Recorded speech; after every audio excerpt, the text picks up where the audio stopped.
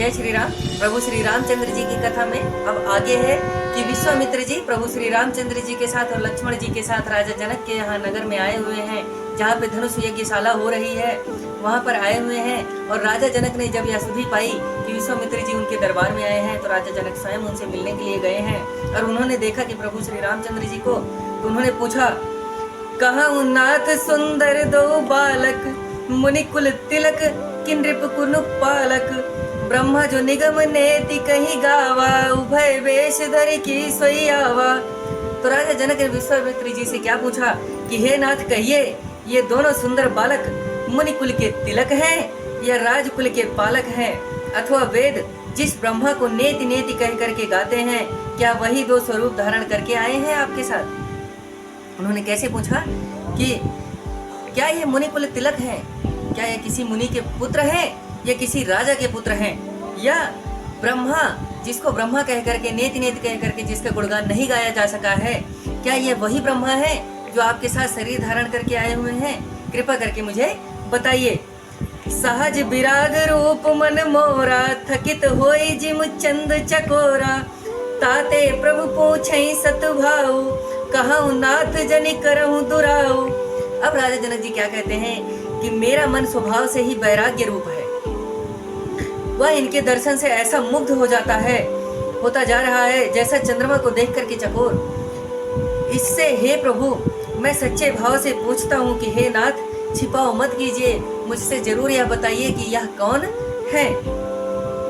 इन्हीं बिलोकत अति अनुरागा, बरबर्ष ब्रह्म सुख मन त्यागा, कह मुनि बिहस कहे हो नृपनी का, बचन तुम्हारे न होई अली का। इन्हें देखते ही राजा जनक जी क्या कहते हैं कि इन्हें देखते ही मेरे मन में बिना कारण ही प्रेमानंद बढ़ता जा रहा है। मैं ब्रह्मानंद को छोड़ करके इनके प्रेम में डूबा जा रहा हूँ। हे मुनि, मुझे समझा करके कहिए कि यह दोनों बालक कौन है?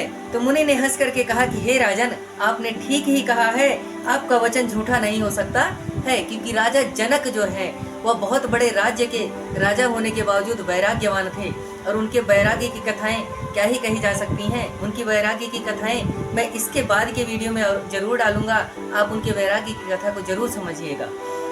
अब आगे क्या होता है कि विश्वामित्र जी उनको कैसे बताते हैं राजा जनक जी को कि ए प्रिय सबई जहाँ लगे प्राणी, मन मुस्काए राम सुनि बानी, रघुकुल मनि दशरथ के जाए, मम हित लागे नरेश पठाए। विश्वामित्र जी ने राजा जनक जी से कैसे बताया कि संसार में जितने भी जीव हैं ये सभी को प्रिय हैं। यह सुनकर राम जी मन में मुस्काए, रघुवंशियों में श्रेष्ठ महाराज दशरथ के राजकुमार हैं, मेरे उपकार के लिए राजा दशरथ ने इनको मेरे साथ भेजा है। राजा जनक के प्रश्न करने पर मुनि ने कैसे बताया कि जहाँ तक संसार में जितने भी प्राणी हैं यह सबको प्रिय है। और यह सुनते ही प्रभु श्री रामचंद्र जी मुस्कुराने लगे कि यह तो भेद खोल रहे हैं, क्योंकि हर प्राणी को ईश्वर परमेश्वर परम प्रिय होता है। यह परमेश्वर अगर नहीं परम प्रिय है तो उसको अपनी देह जरूर परम प्रिय होती है, और देह अकारण ही बिना आत्मा के देह का कोई मतलब नहीं रह जाता। इसलिए मनुष्य को सबसे अधिक प्रिय अगर उसका शरीर है तो मनुष्य को न चाहते हुए भी उससे भी अधिक प्रिय उसकी आत्मा है, और अगर उसकी आत्मा उससे प्रिय है तो वह आत्मा जो है परमात्मा से वैसे भी जुड़ी हुई है। तो जहाँ तक प्राणी जाति है वहाँ तक प्रभु श्री रामचंद्र जी से प्रेम करना अनिवार्य है, यानी कि प्रेम करना ही है। अगर कोई माने ना माने, कोई अगर ईश्वर को नहीं मानता तो कोई बात नहीं, पर वह खुद को तो मानता होगा, उसके अंदर आत्मा तो होगी।